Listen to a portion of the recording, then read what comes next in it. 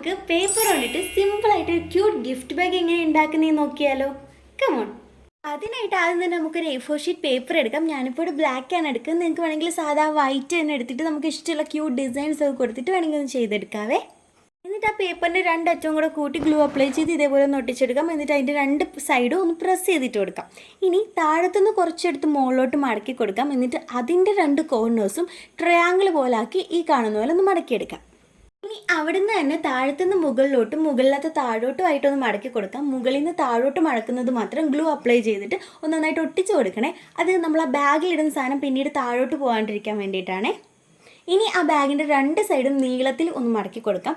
Same രീതിയിൽ തന്നെ അത് തിരിച്ചെടുത്തിട്ടും അതിൻ്റെ രണ്ട് സൈഡും അതേപോലെ മടക്കി കൊടുക്കാം.